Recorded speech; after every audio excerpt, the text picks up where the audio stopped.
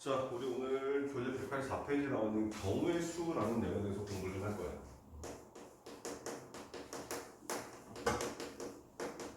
오늘따라 분필이 딱딱하네. 쌀쌀해지니까 이제 분필이.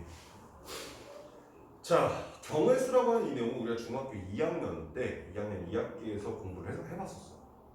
그 내용이 똑같이 나온다고 생각하면 되고, 근데 거기에 그 내용이 똑같이 나오는데, 우리가 중학교 2학년 때 배웠을 때는 어떤 용어라든가 공식이라든가 그런 표현법을 배우지 않았는데 걔네들을 우리가 조금 이제 좀 더 전문적으로 혹은 조금 더 빡빡하게 공부한다고 생각하시면 되겠다 뜻이야. 그럼 일단 이 경우의 수라고 하는 이 녀석은 시작은 직접 세는 거.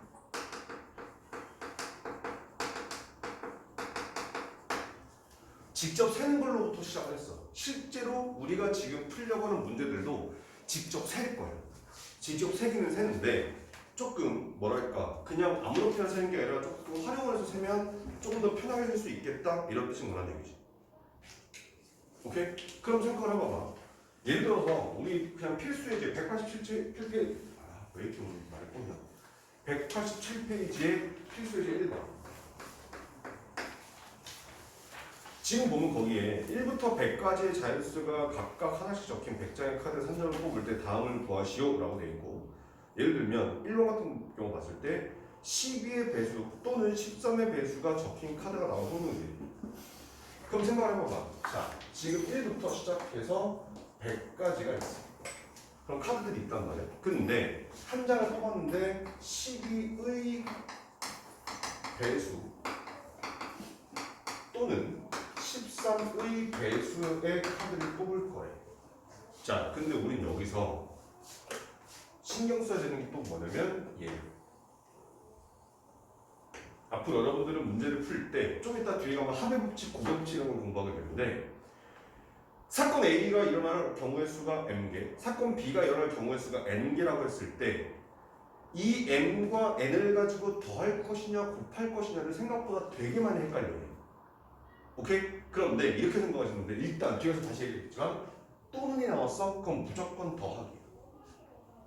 그리고가 나왔어? 그럼 곱한다라고 1차적으로 하는 거야. 완벽하게 맞아떨어지지 않는데 일단은 또는이면 더하기, 그리고는 곱하기다 이렇게 생각하시면 되겠다는 뜻이야. 그럼 생각을 해봐봐. 자, 1부터 100까지 자연수 중에서 12의 배수 뭐 있어? 12, 24, 36 해서 어디까지?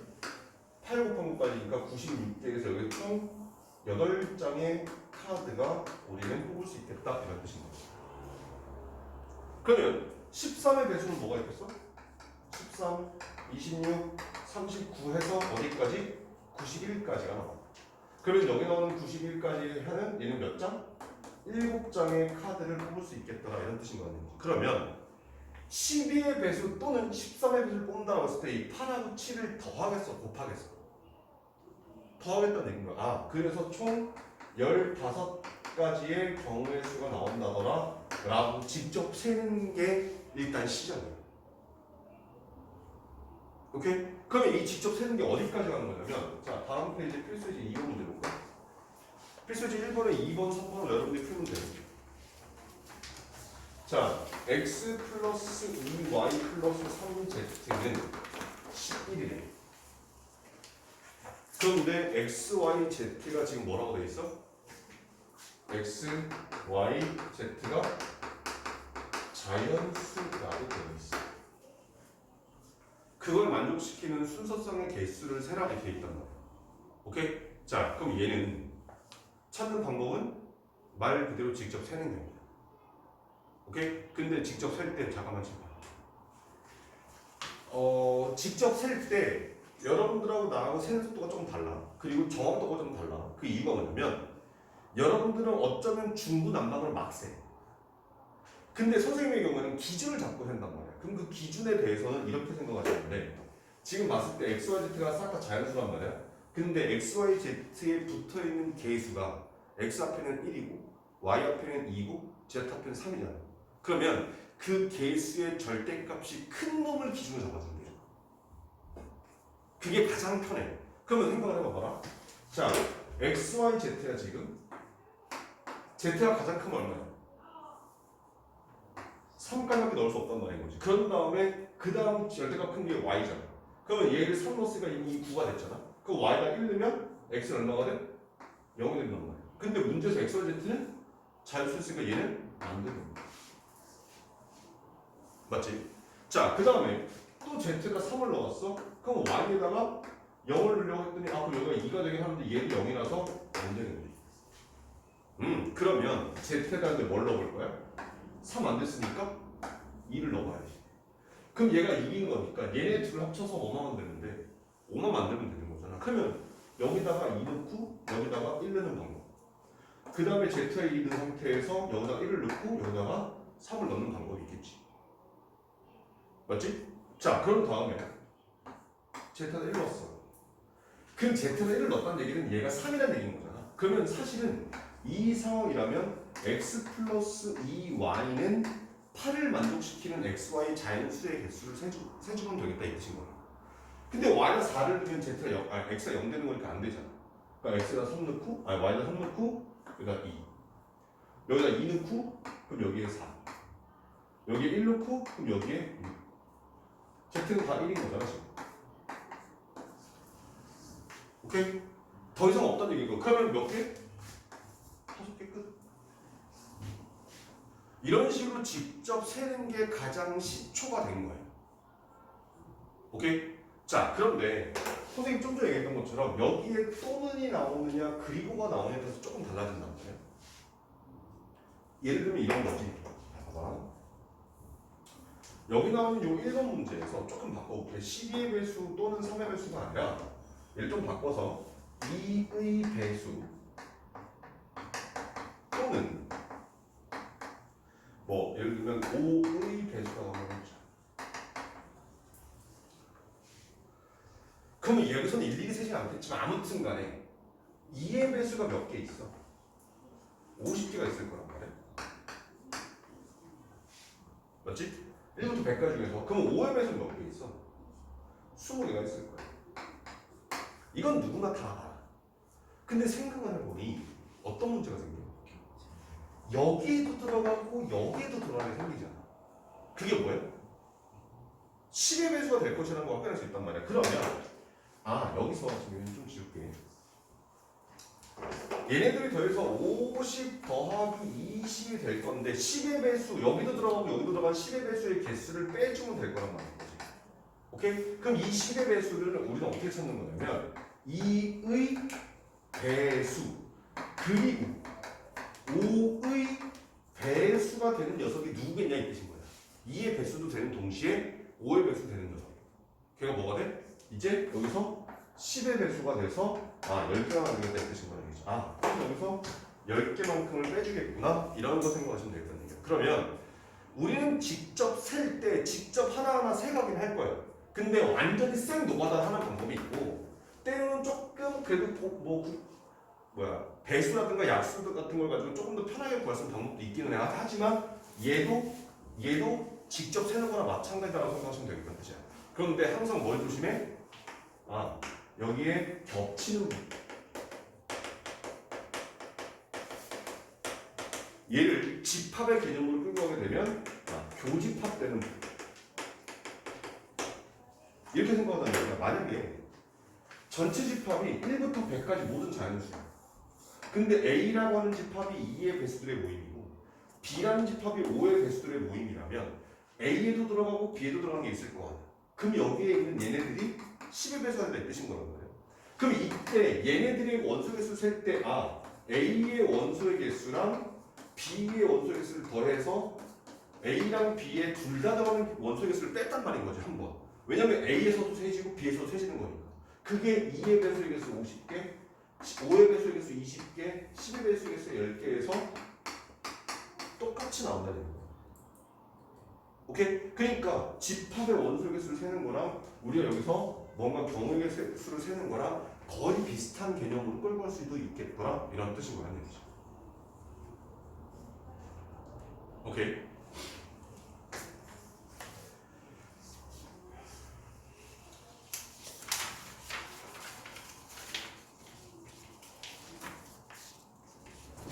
자, 그러면 두 번째로 이제 여기서 배우게 되는 게 이제 합의 법칙과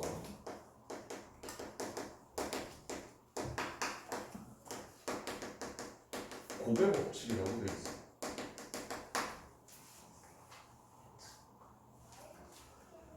사실은 이 합의 법칙과 고배 법칙은 교과서에 이렇게 정의가 되어 있단 말이야. 두 사건 A, B가 동시에 일어나지 않을 때는 합의 법칙이고 동시에 일어날 때는 고배 법칙이다라고 이렇게 말을 해. 이 동시에라고 하는 이 말이 영어로 따지면 부사가 된단 말이야.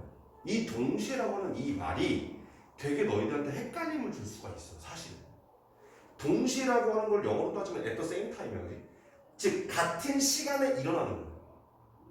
그잖아. 같은 시간에 일어나는 걸 동시에라고 한단 말이야. 그런데 예를 들면 이러는 거야. 자 봐봐. 여기에 우리 수리학원 있어. 자 여러분들이 수업 끝나고 집에를 갈 거야. 근데 집에 갈 수 있는 방법이 걸어가는 방법이 있고 학원 버스를 타고 가는 방법이 있고 뭐 예를 들면 뭐 자전거를 타고 가는 방법이 있고 근데 집에 갔다가 가방 놓고 점심 먹고 나서 친구랑 만나러 약속을 하러 나갔단 말이야. 근데 그때는 걸어갈 기회가 안 돼. 그래서 버스를 타고 가거나 혹은 지하철을 타고 간다 이 뜻인 거야. 그러면 어떤 학생이 학원 끝나고 집에 들렀다가 친구를 만나러 가는 방법의 수가 몇 가지냐라고 했을 때 생각을 해봐봐. 학원 끝나고 집에 가는 방법 몇 가지? 세 가지. 집에서 친구 만나러 가는 방법 몇 가지? 두 가지가 된단 말이야. 그런데 생각을 해봐. 그러면 학원에서 집까지 가는 거랑 집에서 친구 만나러 가는 거랑 동시에 일어나? 동시에 아닌데 일어나? 동시에 아닌데 일어나잖아. 근데 이때 곱하기라는 말이야. 더하기가 아니야 이때. 그래서 총 6가지가 나왔단 말인 거지. 그러니까 이 동시에라고 하는 이 말 한마디가 더하기냐 곱하기냐 되게 헷갈리게 해. 오케이? 그럼 이렇게 선생님은 조금 달리가 있거든. 이게 또 100% 맞아 떨어지는 거 아닌데 이야기가 좀 더 좋아. 잘 봐봐. 학원에서 집까지 갈 거야. 근데 걸어가는 방법이 있고 버스 타는 방법이 있고 자전거를 이용하는 방법이 있단 말이야. 자, 내가 만약에 버스를 타기로 했어. 그러면 걸어가는 거나 자전거 타는 거를 선택할 수 있어? 없어? 하나를 선택해버리면 나머지를 버려야 되는 거지. 그러니까 하나들을 더하겠다 해서 세 가지가 나온 거야. 그러면 집에서 친구 만나러 갈 때 버스를 딱 탔어. 버스를 타는 순간 갑자기 뿅 하고 지하철로 갈 수 있는 게 아니잖아. 그러면 버스를 선택하는 순간 지하철을 선택할 수 없기 때문에 여기서도 하나를 더해서 두 가지가 나온다 이 뜻인 거야. 그런데 내가 학원을 끝나고 집까지 가는데 걸어가는 걸 선택했어. 이 걸어가는 걸 선택했다고 해서 집에서 친구 만나러 갈 때 버스 타는 거랑 지하철 이용하는 거랑 영향을 끼쳐? 안 끼쳐? 내가 걸어가서 버스 타든 걸어가서 지하철 타든 버스 타고 지하철 타든 자전거 타고 버스 타고 자전거 타고 지하철 타든 얘네들은 지금 얘한테 전혀 영향을 끼치지 않잖아. 이 중에 하나를 선택하는 데 있어서 얘네들을 선택하는 데 전혀 영향을 끼치지 않아. 그러면 곱하겠다 이거지. 그러니까 나의 선택이 다른 그 보기들을 버려야 되는 거면 더하기. 이거를 선택했다고 해서 얘네들을 선택하는 데서 아무 영향을 끼치지 않아? 그럼 그때는 곱하기가 된다는 뜻인 거야. 오케이? 자, 얘가 이렇게 가는 거야. 만약에 자, 채은이가 오늘 학원 끝나고 데이트가 있어. 그래서 오늘 뭐 대충 옷을 입고 왔는데 집에 가서 옷을 갈아입고 이제 데이트를 가야 돼. 그러면 상의가 있고 하의가 있을 거란 말이야. 그러면 상의는 맨투맨이 있고 여기 뭐 후드티가 있고 니트가 있어. 혹은 블라우스가 있고. 자, 하의는 치마가 있고 청바지가 있고 혹은 슬랙스가 있어. 자, 여기서 경우의 수를 셀 때는 같이 판단을 하지 않는 거예요. 무슨 뜻인 거냐면 맨투맨의 치마가 어울릴 수 있지만 맨투맨의 청바지가 안 어울릴 수 있다면 예를 들어서 그러면 코디에 따라서 선택하는 게 바뀌긴 할 거 아니야. 근데 경우의 수를 셀 때는 그런 거 아니야. 그러면 상의를 선택할 수 있는 경우 몇 가지? 4가지. 그럼 하의를 선택할 수 있는 거 몇 가지? 3가지야. 왜냐면 맨투맨 입었는데 그 위에다 후드를 또 입으면 더우니까 안 입을 거란 말이에요. 하나 선택하면 나머지 버려야 돼. 그러니까 하나를 곱하는 게 아니라 더하겠다 이 뜻이야. 그럼 여기도 하나를 곱하는 게 아니라 더해서 3가지가 나온다는 뜻인 거죠. 근데 맨투맨 입는 거랑 치마, 청바지, 슬랙스를 선택하는데 영향을 끼쳐? 안 끼쳐? 전혀 끼치지 않는다는 거예요. 그래서 곱하기로 하겠다 이 뜻인 거예요. 이렇게 생각하면 조금 더 이해하기가 수월해져. 오케이? 그래서 지금 우리 책을 보게 되면 자, 우리 184페이지 봐봐.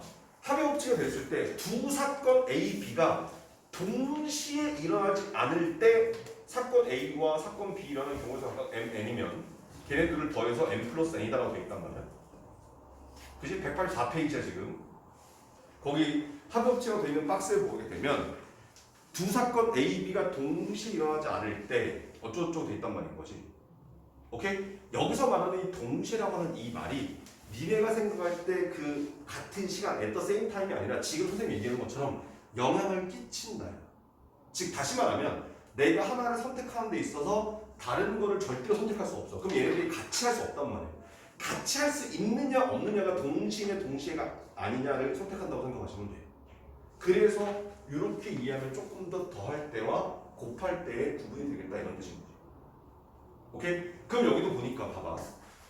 두 사건 A, B가 동시에 일어나지 않을 때 사건 A와 사건 B가 일어나는 경우 수를 각각 M, N이면 자, 사건 A 또는 사건 B가 일어나는 경우의 수는 M 더하기 N이라고 되어 있어서 거기에 여기 보면 또는 이라고 되어 있지. 그지? 그 또는일 때는 무조건 더하자. 선생님이 아까 또는 기억하라고 했잖아. 또는이면 무조건 그 두 사건의 경우의 수를 더해주는 거야. 이렇게 생각하시면 되겠다는 뜻이야. 오케이? 자, 그럼 오른쪽 페이지로 보자.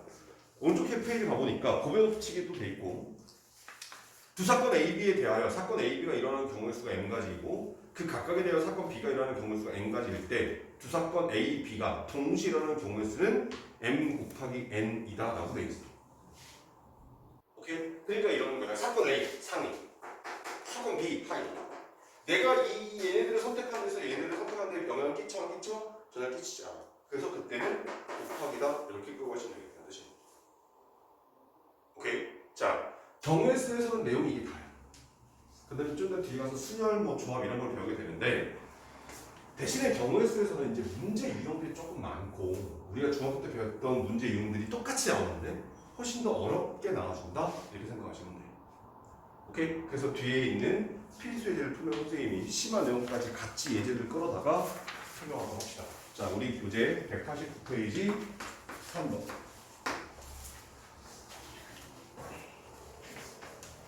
자, A 더하기 B 더하기 C랑 X 더하기 Y 더하기 Z를 곱할 거야. 그때 항의 개수가 몇 개니? 라고 물었어.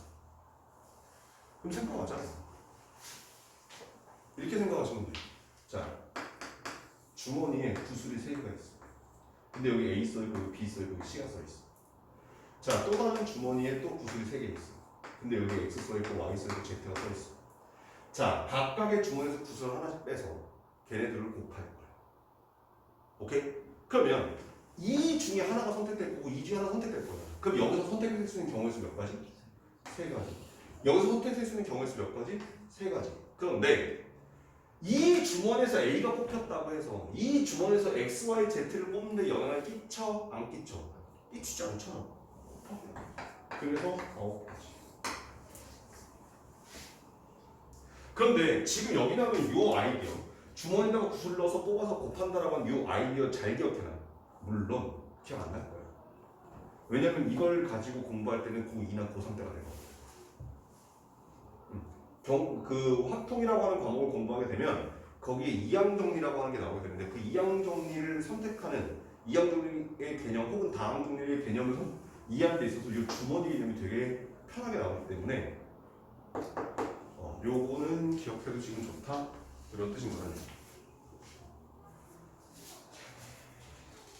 오케이.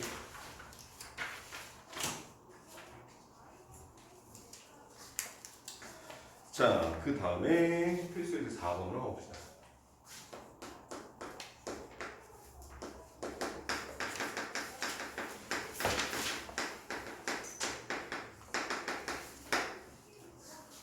자, 양의 약수의 개수라고 되는 내용이야. 지금 보게 되면 첫 번째 보니까 360에 양의 약수를 구해라. 양의 약수의 개수를 찾아라 이렇게 돼 있단 말이야. 그러면 360은 소인수분해가 되면 2의 세제곱 곱하기 3의 제곱 곱하기 5 이렇게 나와. 소인수분해 하면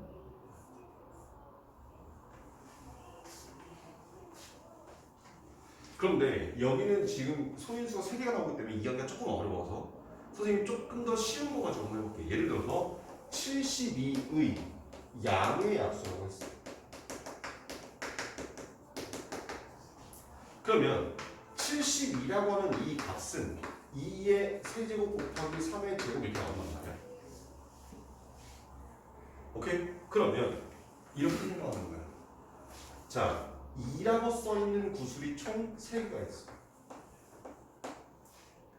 3이라고 써있는 구슬이 지금 2개가 있다 이 뜻인 거야.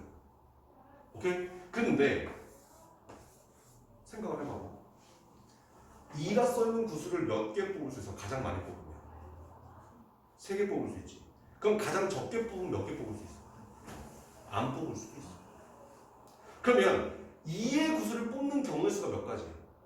0개를 뽑거나 하나 뽑거나 2개 뽑거나 3개 뽑거나 총 4가지가 나온단 말이야. 그럼 같은 원리를 따랐을 때 3이라고 하는 구슬을 뽑을 수 있는 경우는 몇 가지야? 0개 뽑거나 하나 뽑거나 2개 뽑거나 해서 3가지가 나오겠지. 그러면 여기서 구슬을 뽑는 경우의 수 4가지야. 여기서 구슬을 뽑는 경우의 수 3가지에서 그래서 곱해서 12개가 이렇게 나온다는 뜻이야.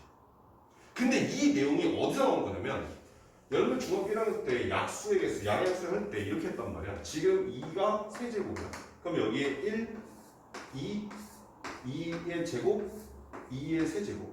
여기에 1, 3, 3의 제곱 이렇게 해서 여기 칸들을 쭉 채워서 여기 있는 얘네들이 지금 약수의 개수다 이랬단 말인 거지. 그러면 여러분들은 아직은 아무도 잘 모르겠지만 어떤 수의 0제곱은 1이야. 이건 고등학교 2학년 때 배우기는 해. 이건 그냥 상식적으로 알아두기만 하면 돼. 근데 봐봐라. 여기 나오는 얘는 이 주머니에서 2의 구슬을 한 개도 안 뽑겠다 이 뜻이야. 얘는 한 개 뽑겠다, 얘는 2개 뽑겠다, 3개 뽑겠다. 그래서 4칸이 나왔어. 그러면 3은 안 뽑거나 하나 뽑거나 2개 뽑거나 그래서 4 곱하기 3에서 여기 12칸이 나온다 이 뜻인 거란 말이지. 그래서 소인수분 했을 때 여기 나오는 이 지수를 데려다가 3 더하기 1, 2 더하기 1을 곱한 게 양의 약수의 개수다 라고 하는 걸 그래서 중학교 1학년 때 그렇게 배운 거예요. 2를 안 뽑거나 하나 뽑거나 2개 뽑거나 3개 뽑거나 3을 안 뽑거나 하나 뽑거나 2개 뽑거나 오케이? 그럼 같은 원리를 봤을 때 여기 봐봐. 그럼 얘는 약수의 개수가 몇 개가 되는 거지?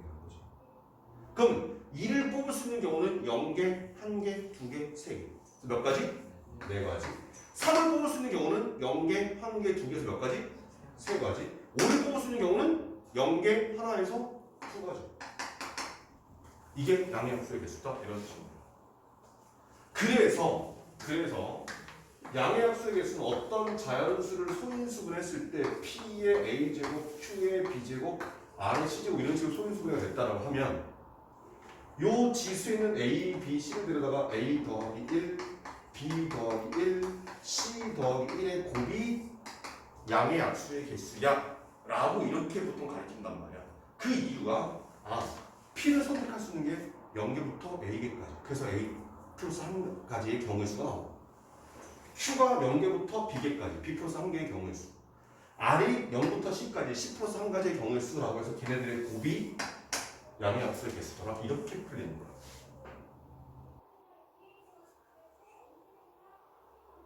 오케이. 상황 무슨 건지 이해 안 돼? 주사 받고 와서 조금 정신 하나도 없어? 평소랑 눈빛이 좀 달라. 지금 무슨 말이야 하는 어떤 그런 눈빛이 있는 것 같아서.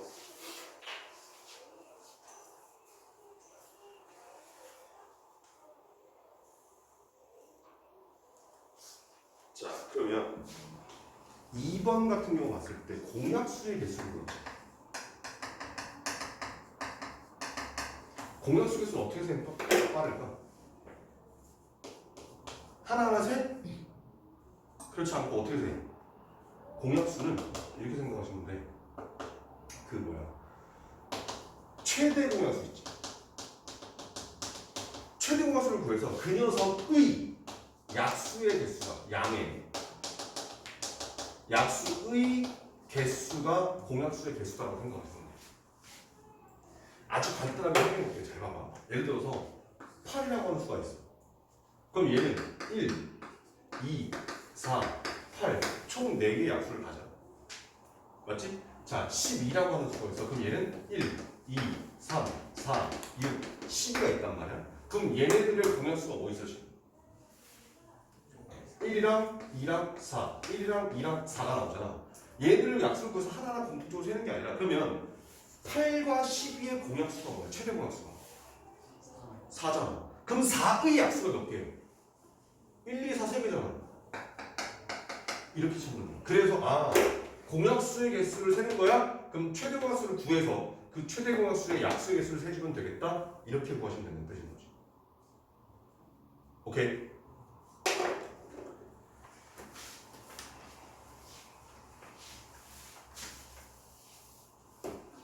자, 그 다시 3번 문제라고 볼게.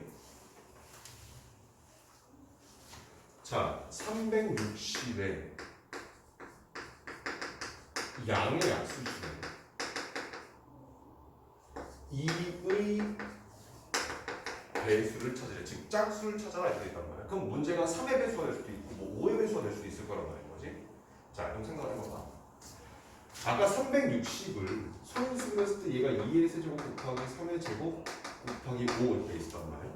그래서 얘는 총 약수의 개수가 4 곱하기 3 곱하기 2에서 총 24개의 양의 양수가 있었다 이렇게 돼 있었어. 맞지? 그러면 이렇게 생각해보자. 2의 배수가 되는 놈과 되지 않는 놈의 차이가 뭐야? 아까 이렇게 했단 말이야. 얘네들의 약수는 여기에 2가 3개 들어있는 주머니가 있고 여기에 3이 2개 있는 주머니가 있고 여기에 5가 하나 들어있는 주머니가 있단 말이야.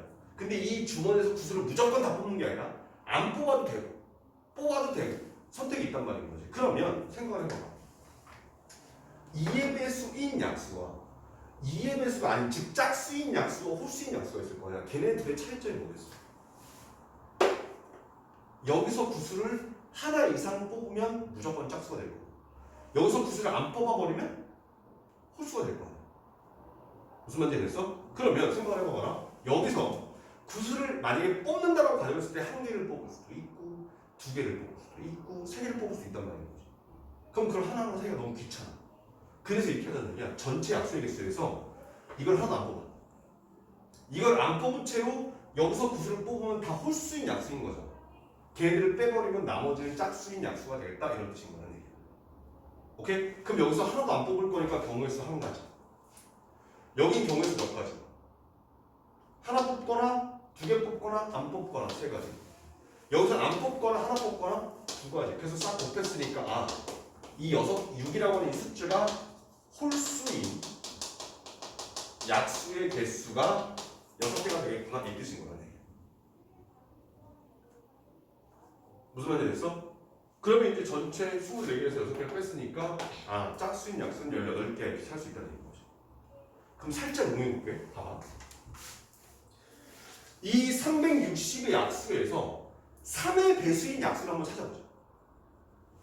그러면 3의 배수가 되기 위해서는 여기서 구슬을 적어도 하나 뽑아야 될 거 아니야. 여기서 하나 뽑거나 혹은 두 개 뽑거나. 근데 그걸 딴 떠나서 더하는 것보다 어떻게 해? 전체에서 얘를 안 뽑는 경우를 빼버리자는 거야. 그럼 얘를 안 뽑을 거니까 얘는 경우의 수가 한 가지. 그럼 얘는 경우의 수가 하나 뽑거나 두 개 뽑거나 세 개 뽑거나 안 뽑거나 네 가지. 여기서는 안 뽑거나 하나 뽑거나 두 가지. 그럼 이 8개라고 하는 얘가 3의 배수가 아닌 약수야 지금. 그지? 얘를 안 뽑는 걸로 선택을 했으니까. 그래서 전체 24개에서 8개를 빼버리면 16개가 나오고 3의 배수인 약수는 총 16개가 나올 거야. 이렇게 쓸 수 있다는 뜻입니다. 무슨 말인지 됐나? 오케이?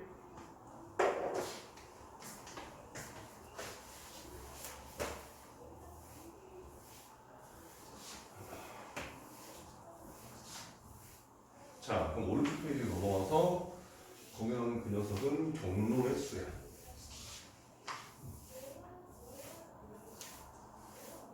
얘는 아까 선생님이 예를 들어서 했었으니까 그렇게 어렵지 않게 풀 수 있겠네요. 5번. 지금 보니까 여기 A, 여기에 B, 그다음에 여기에 C, 여기에 D가 있고 여기서 세 가지, 여기서는 두 가지. 자, 지금 이렇게 쭉 연결이 돼 있어. 첫 번째 문제를 보니까 A에서 출발해서 B에 도착할 거래. 그러면 A에서 다이렉트를 갈 수 있는 방법이 있어 없어? B까지. 한 번 가는 방법은 어떤 말이야? 그러면 A에서 B까지 가려면 C를 거쳐서 B를 가거나 아니면 A에서 D를 거쳐서 B로 가거나 이렇게 될 거 아니야. 맞지? 그러면 얘네들을 생각하자. 칠판 봐봐. A에서 C를 갔다가 B를 가는 경우, A에서 D를 갔다가 B를 가는 경우를 그 두 개를 접속사로 묶을 거예요. 또는으로 묶여, 그리고로 묶여. 자, A에서 C 갔다가 B로 가는 방법, 또는 A에서 D를 갔다가 B로 가는 방법. 이게 맞아? 아니면 A에서 C로 갔다가 B로 가는 방법, 그리고 A에서 D를 갔다가 B로 가는 방법. 뭐가 맞아? 또는이 맞단 말이야. 오케이? 그럼 또는으로 연결된 건 뭐 해라? 더 해라. 그러면 A에서 C로 가는 방법 몇 가지? 세 가지. C에서 B로 가는 방법 몇 가지? 세 가지. 그럼 이때 얘 3과 3은 곱해라면서 9가지. 자, A에서 D로 가는 방법 몇 가지? 두 가지. D에서 B로 가는 방법 몇 가지? 세 가지. 그러니까 얘는 6가지. 아, 얘네들의 합인 거니까 총 15가지가 나와줄 거야. 이렇게 풀겠다 뜻이야.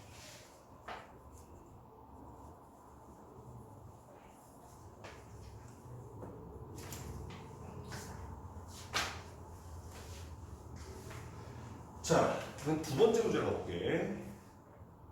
동건이와 수진이가 A 도시에서 출발해서 B 도시로 가는 경우의 수를 구해라. 단, 한 사람이 지나가는 도시는 중간 도시는 다른 사람이 지나갈 수 없다 라고 되어 있어. 그럼 생각해봐봐. 동건이가 있고 수진이가 있고 둘 다 출발은 A에서 할 거야. 근데 도착은 무조건 B. 근데 동건이하고 수진이가 C하고 D 중에 같은 경유지를 갈 수 있대 없대? 같은 데 갈 수 없다고 돼 있었지. 한 명이 C를 가면 나머지 한 명은 무조건 D를 가야 돼. 아, 그런 거니까 동건이가 만약에 C를 들렸다가 B를 가게 되면 수진이는 D를 들렸다가 B를 가야 되겠지. 그럼 반대로 동건이가 A에서 D를 갔다가 B를 가게 되면 수진이가 A에서 C를 갔다가 B로 가야 되겠다. 이런 친구란 얘기야.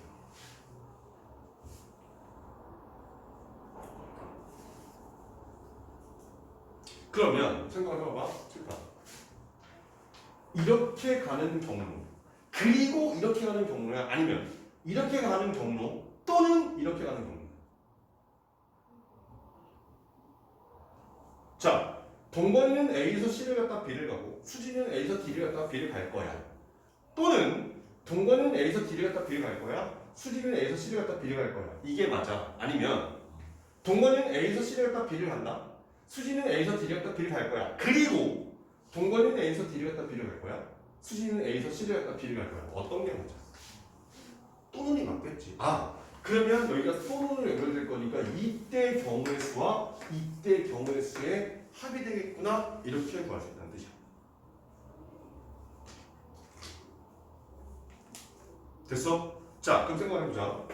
동건이가 A에서 C로 가는 방법 몇 가지? 세 가지. C에서 B 가는 방법 몇 가지? 세 가지. 아, 동건이가 갈 수 있는 방법 9가지. 수진이가 A에서 D를 가고 D에서 B를 가는 방법이 각각 2가지하고 3가지인 거니까 6가지가 나와. 오케이? 그럼 이때 이 9하고 2는 어떻게 하느냐 이 뜻인 거야. 그럼 생각해보자. 만약에 동건이가 이런 경로를 선택했어. 오케이? 근데 수진이가 선택할 수 있는 경로는 총 6가지인 거잖아. 그러면 이 동건이가 핑크색 경로를 선택했다고 해서 수진이가 여기서 가는 경로에 영향을 끼쳐? 안 끼쳐? 안 끼치잖아. 그럼 어떻게 하라고? 곱하라. 아, 그래서 수진이하고 동건이가 각각 A, C, B, A, D, B로 가는 경우의 수가 54가지가 나와준다? 이 뜻인 거야.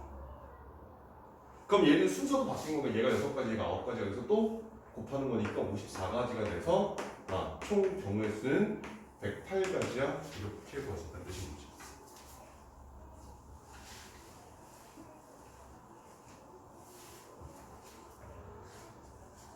되셨나요? 오케이?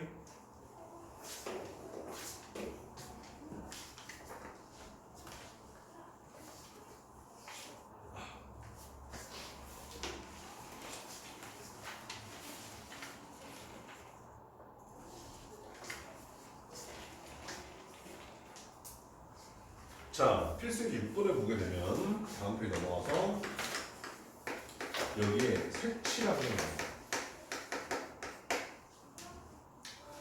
이 색칠하기 문제가 고등학교에서 조금 문제가 어려워지면 중학교 때랑 전혀 다른 표현이 나와요. 오케이? 자, 그럼 거기에 나와 있는 필수의 6번 문제를 보게 되면 이렇게 직사각형 모양이 있고 여기에 A라고 해서 B, C, D, E 이렇게 총 5개의 영역이 있대. 사실 이 색칠하기라고 하는 이 내용은 어디서 나오는 거냐면 지도 있지, 지도. 지도를 만들어내기 시작하면서 각 나라의 경계를 표시하려면 다른 색으로 칠해야 경계가 표시될 거 아니야. 그러면 이 전 세계에 수없이 많은 국가가 있는데 도대체 색깔이 몇 가지가 있어야 이 지도에 표시할 수 있겠나? 라고 하는 그 아이디어를 하다가 색칠하기라고 하는 내용이 나오게 된 거예요, 실제로. 그래서 너희들이 푸는 거는 사실은 이 5개 영역이 있고 지금 문제 보게 되면 색깔 5가지 줄 거야. 칠할 수 있는 경우의 수를 구하라 경우가 나온단 말이야. 근데 사실 그 색칠하기 원래 내용이 이런 거야. 지도에 보면 막 국가가 막 이렇게 있을 거 아니야. 뭐 이렇게 있을 거 아니야. 그럼 얘네들을 서로 각각 다 다르게 표시하려면 적어도 몇 가지 색은 있어야 얘네들을 표시할 수 있겠나? 라고 하는 그 아이디어에서부터 시작한 게 이 색칠하기 문제라고 생각하시면 돼요. 근데 이런 문제는 너희들한테 안 나와. 고등학교 때 안 나오고 대학 가서 수학 전공해야 나와. 뭐 어려운 내용은 아니지만. 근데 걔네들 살짝 의미에서 이제 이렇게 나와준단 말이야. 자, 그러면 생각해보자. 순서대로 칠할 거야, A서부터.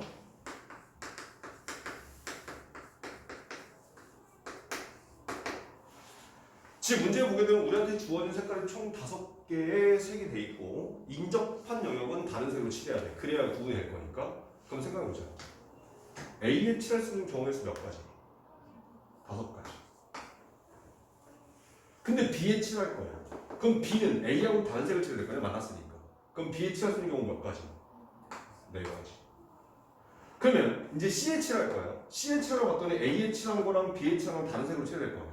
그럼 C에 칠할 수 있는 거 몇 가지? 3가지. 근데 이 D랑 칠할 거야. 봐봐. 근데 얘는 A랑 다르고 C랑만 다르면 되지. B랑은 같아서 상관없어. 그러니까 D에 칠할 수 있는 경우 몇 가지? 3가지. 그럼 E에 칠할 수 있는 경우 몇 가지? 3가지. 그래서 이렇게 싹 곱해서 얘가 540가지야 이렇게 나와주면 되지. 얘는 중학교랑 똑같은 문제야. 오케이? 그런데 잘 봐. 지금 우리한테 주어진 영역이 몇 군데야? 5군데고 주어진 색깔이 5가지잖아. 그런데 얘를 똑같이 가볼게. 자, 여기 이렇게 있는데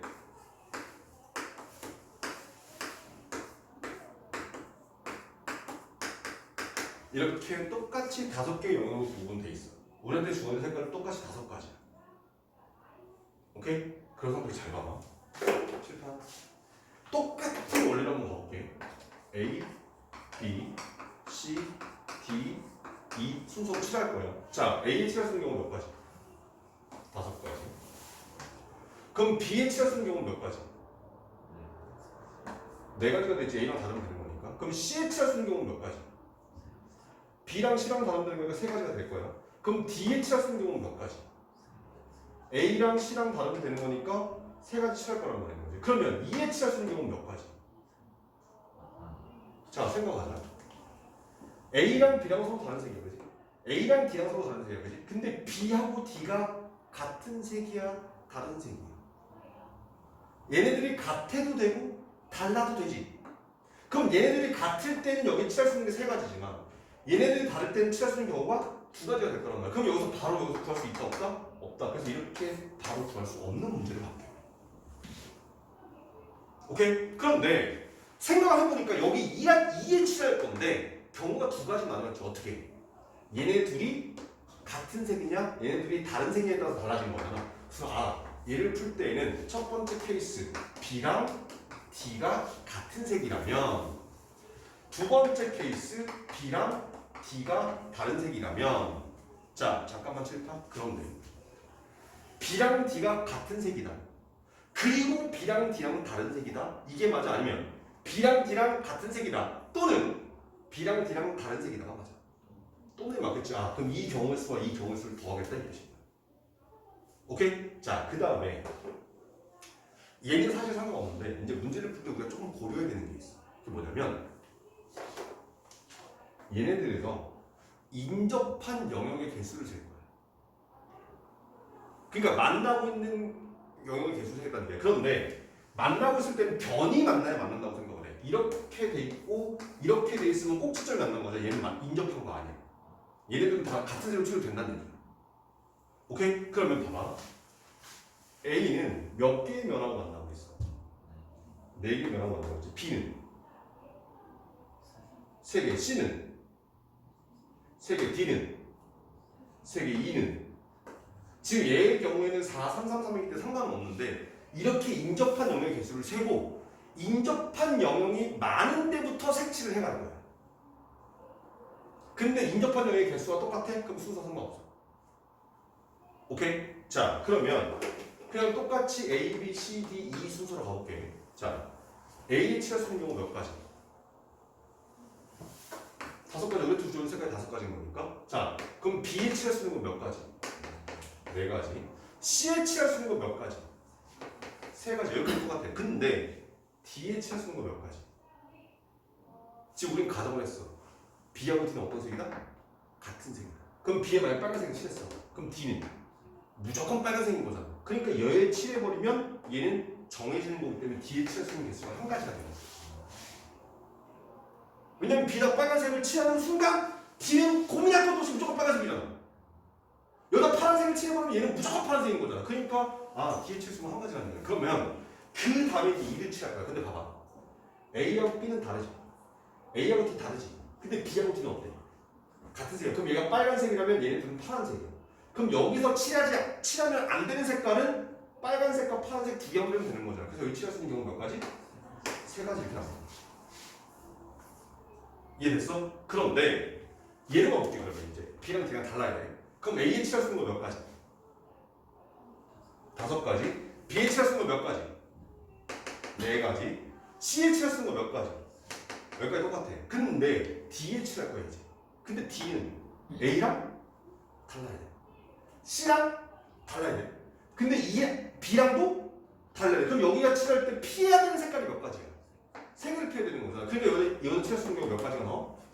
2가지만 나와. 그런 다음에 자 여기에 노란색 칠하고 여기에 핑크색 칠하고 여기에 형광색을 칠했어. 그러면 2를 칠할 때 피해야 되는 색이 또 몇 가지? 3가지를 피해야 되잖아. 그러니까 칠할 수 있는 게 몇 가지 나와? 2가지.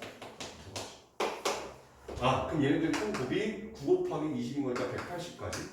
얘네들이 20 곱하기 10인 거니까 240까지. 그래서 얘네들의 합이 돼서 420까지가 답이야. 이런 식으로 쓰는 것입니다.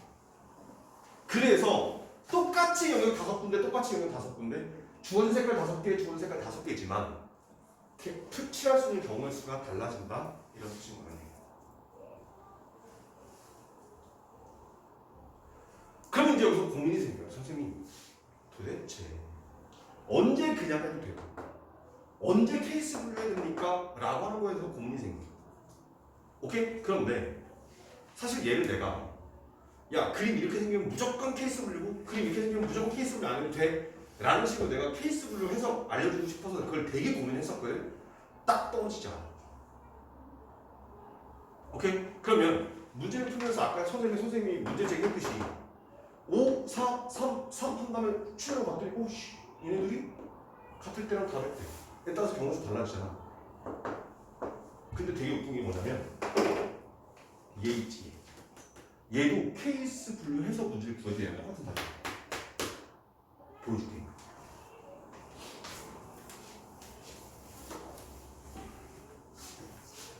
자, 그럼 여기서 마찬가지야. B랑 D랑 같을 때랑 다를 때를 보자. 왜냐면 얘네들이 무조건 달라야 되고 얘네들이 무조건 달라야 되는 거죠. 그래서 얘도 첫 번째 B랑 D랑 같을 때, 두 번째 B랑 D가 다를 때. 잘 봐봐. 자, A의 치할 수 있는 거 몇 가지? 5가지. B의 치할 수 있는 거 몇 가지? 4가지. C의 치할 수 있는 거 몇 가지? 3가지. 근데 D의 칠할 수 있는 건 B랑 빨간색을 칠하는 순간 얘도 무조건 빨간색인 거니까 한 가지. 근데 E에 칠할 수 있는 건 얘랑 얘랑만 다른 거니까 몇 가지? 3가지. 오케이? 그러면 여기서 봐봐라. 자, A 칠할 수 있는 몇 가지? 5가지. B 4가지. C 3가지까지 똑같아. 근데 D에 칠할 때 A랑 다르고 C랑 다르고 B랑 달라야 돼. 몇 가지? 2가지. E에 칠할 수 있는 건 A랑 다르고 D랑만 다르면 되지. 3가지. 그러면 얘가 9 곱하기 20해서 180개. 그 다음에 여기 9 곱하기 40해서 얼마니? 6, 6, 5, 30. 360까지인가? 둘이 더하면 똑같이 540. 아, 그러면 선생님 저는요 고민하지 않고 무조건 케이스별로해서 풀래요. 케이스별로 안 해도 풀리고 케이스별로 해야 풀 수 있는 문제가 있단 말이에요. 그러면 언제 케이스별로 해야 되고 언제 케이스별로 안 해야 되는지 모르겠다. 구분 안 된다. 그럼 무조건 뭐 해라? 무조건 케이스별로 풀어. 그러면 답이 무조건 맞아 떨어진다. 이렇게 처음에 시작해서 풀어보다 보면 나중에 가면 아 얘는 케이스별로 안 해도 되네. 아 얘는 케이스별로 해야 되겠네. 딱 느껴지는 순간이야. 그렇게 해서 그때 가서 하셔도 되겠다 이런 뜻인 거예요. 오케이? 여기까지 정리하세요.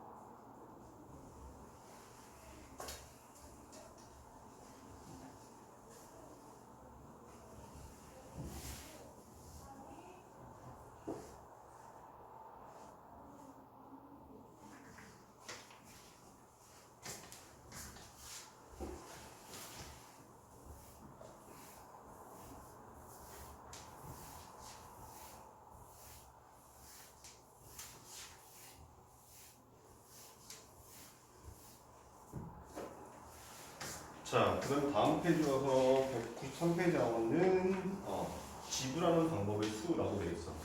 여기 또 재미죠.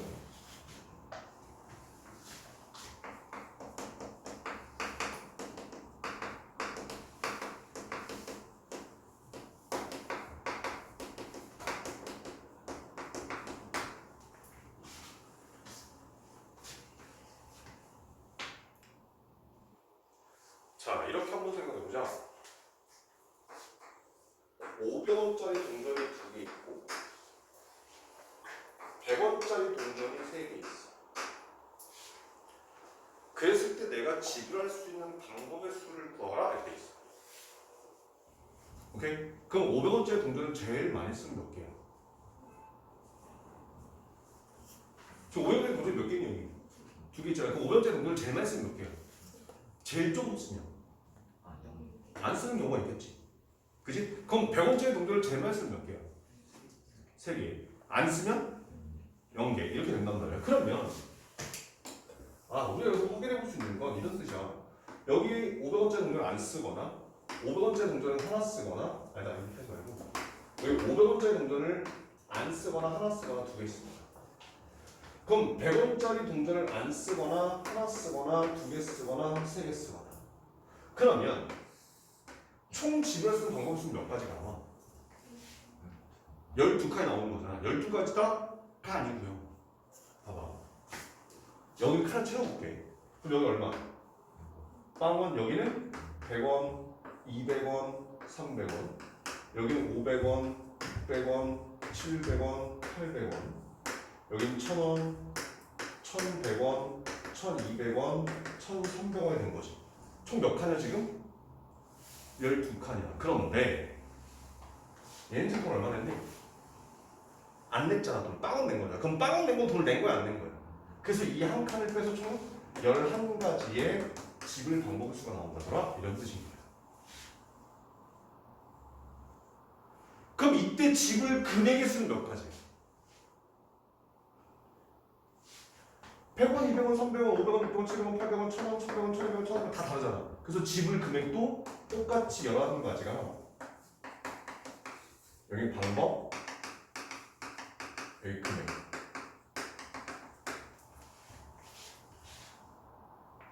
근데 잘 봐. 어마무시한 일이 벌어져. 자, 두 번째로 볼게요. 이번에 이렇게 한번 바꿔보자. 자, 100원짜리 동전이 2개, 50원짜리 동전이 3개. 자, 동전의 단위만 바뀌었을 뿐 똑같은 게 오잖아 지금. 그지? 그럼 생각해봐봐. 자, 똑같이 가볼게. 100원짜리 동전을 제일 적은 수는 몇 개? 1개. 제일 많이 쓰면 2개. 50원짜리 동전을 제일 적게 쓰면 1개.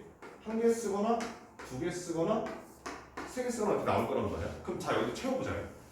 자, 여기 1개 수수가 1원. 여기 50원, 100원, 150원. 여기는 100원, 여기는 150원, 여기 200원, 여기 250원. 여기 200원, 250원, 300원, 350원이 된단 말이야. 자, 총 몇 칸? 12칸. 그 중에 빵 없는 거 하나 나오잖아. 그래서 이때 지불 방법의 수는 똑같이 11가지가 맞아. 근데 지불 금액을 봤더니 문제가 생긴 거야. 어떤 문제가 생긴 거야? 겹치는 것도 생기잖아. 그럼 겹친 거 보니까 100원이 겹쳤고 150원이 겹쳤고, 그러니까 둘 중에 한 칸만 채울게. 그 다음에 200원이 겹쳤고 250원이 겹쳤잖아 지금. 그러니까 얘네 4가지를 빼버리니까 하나, 둘, 셋, 넷, 다섯, 여섯, 7가지밖에 안 나오더라 이 뜻인 거야. 지불 금액이 7가지가 된다. 이야, 봐봐. 5번짜리 2개, 100원짜리 3개. 여기 100원짜리 2개, 50원짜리 3개. 그냥 동전의 단위만 바뀌었을 뿐 똑같잖아 지금. 근데 왜 달라? 왜 이런 일이 벌어져? 자, 여기서는 100원짜리 가지고 500원을 만들 수 있어 없어? 없단 말이야. 근데 여기서 50원짜리 가지고 100원을 만들 수 있잖아. 그래서 겹치는 부분이 생기더란 말이야. 그럼 이때 얘네들을 이 지불 금액의 수를 셀 때 그때마다 칸을 다 채워서 겹친 걸 싹 빼야 되나? 처음에 그렇게 해도 어쩔 수 없어. 모르면 해야지. 근데 우리는 지성인이야. 그렇게 안 할 거야지. 그럼 얘는 어떻게 할 것인가? 늘 고민하자는 것이야. 근데 일단 이렇게 생각하자. 지불 방법의 수는 얘나 똑같지. 오케이? 그러면 있는 동전의 개수 2개를 데려다가 1개 쓰거나 1개 쓰거나 2개 쓰거나 하니까 한 가지가 더 추가가 돼. 마찬가지 100원짜리 3개니까 1개, 1개, 2개, 3개여서 하나가 더 추가돼. 마치 아까 약속에서 하듯이 똑같은 경우야. 그런데 여기서는 빵을 내는 경우 빼야 될 거냐. 그래서 마이너스 1에서 11가지가 맞춘다는 얘기야. 얘도 그렇지. 오케이? 그렇다면 뭐만? 지불 금액만 조심하면 돼. 자, 얘네 둘을 비교해봤더니 아까는 100원짜리 가지고 500원을 못 만들었어. 그러니까 그냥 똑같이 지불 방법이나 지불 금액이 똑같은 경우가 수가 나와. 근데 얘는 50원짜리 가지고 100원짜리 만들 수 있잖아. 겹치는 게 생기네. 그럼 이때 어떻게 해야 돼? 잘 들어. 이 상황에서 작은 돈의 개수가 꽤 많아서 큰 돈을 만들 수 있잖아. 그러면 이 큰 돈을 작은 돈의 단위로 쪼개. 지금 100원짜리 몇 개 있어? 2개 있지. 그럼 100원짜리 2개는 50원짜리 몇 개랑 똑같아? 4개랑 똑같아. 근데 원래 몇 개 있었어? 그러니까 이 상황을 얘 가지고 얘를 만들 수 있으니 50원짜리 7개랑 똑같은 경우는 하나 있듯이. 그럼 50원짜리 7개를 가지고 낼 수 있는 돈의 개수는 몇 가지? 하나 쓰거나 2개 쓰거나 3개, 4개, 5개, 7가지밖에 없어. 아니, 빵개 쓰면 하나도 돈을 안 내는 거니까. 그래서 7가지 나와.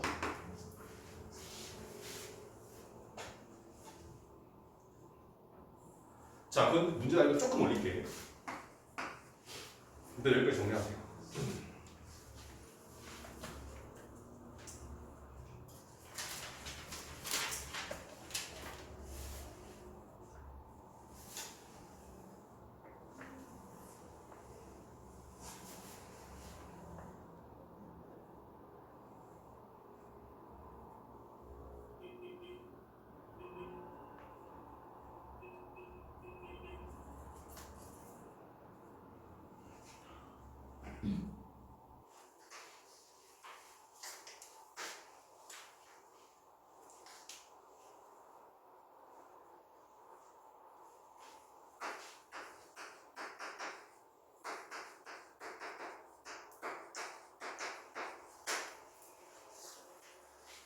자, 이제 동조의 종류가 세 가지로 남았어.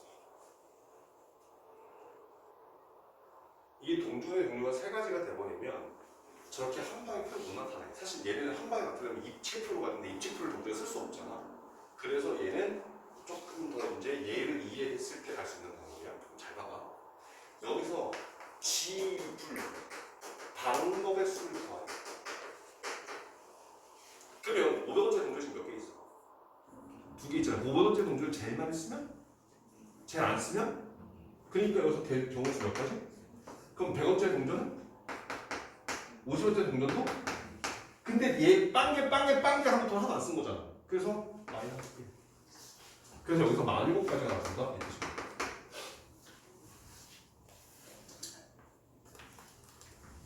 이 뜻이야. 꺼져 있어. 배터리가 일반수로 들어간 거였는데 아무튼. 그럼 봐봐. 이제 집을 금액으로 가볼게.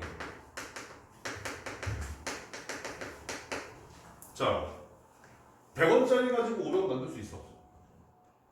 못 만들지. 근데 50원짜리 가지고는 100원짜리를 만들어낼 수 있잖아. 그러면 어떻게 해? 이 100원짜리를 50원짜리 쪼개. 그럼 100원짜리 3개니까 50원짜리 몇 개? 근데 원래 몇 개 있었어? 그러니까 50원짜리 총 몇 개? 9개쯤 되니까. 그래서 지불 금액을 셀 때는 얘 가지고 얘를 만들 수 있으니 얘를 쪼개버리면 500원짜리 동전은 원래는 2개. 그 다음에 50원짜리 동전이 9개. 그런 상태에서 얘를 가지고 지불 방법을 똑같이 쓰면 돼. 그 500원짜리 제일 많이 쓰면 몇 개? 제일 조금 쓰면 빵개머니가 3가지. 그럼 50원짜리의 경우 수몇 가지? 10가지. 근데 둘 다 하나 안 쓰는 경우 하나를 빼서 29가지야. 이렇게 가면 뜻이야.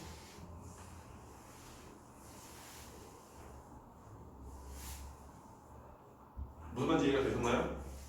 오케이? 자, 여기까지의 경우였어요. 경우에서는 내용이 없어. 합의업체, 고비업체 아까 얘기했다시피 동시에 일어난다, 동시에 일어나지 않는다. 그래서 더하거나 곱하거나 걔밖에 없어. 근데 걔네들을 가지고 문제 유형을 쪼개다 보니까 여러 가지 유형들이 나오게 되고, 자, 이 중에 우리가 한 번도 본 적이 없었던 문제는 없어. 다 중학교 때 나왔던 내용들. 근데 걔네들을 조금 더 어렵게 문제를 바뀌어서 이제 문제 나온다는 뜻인 거죠.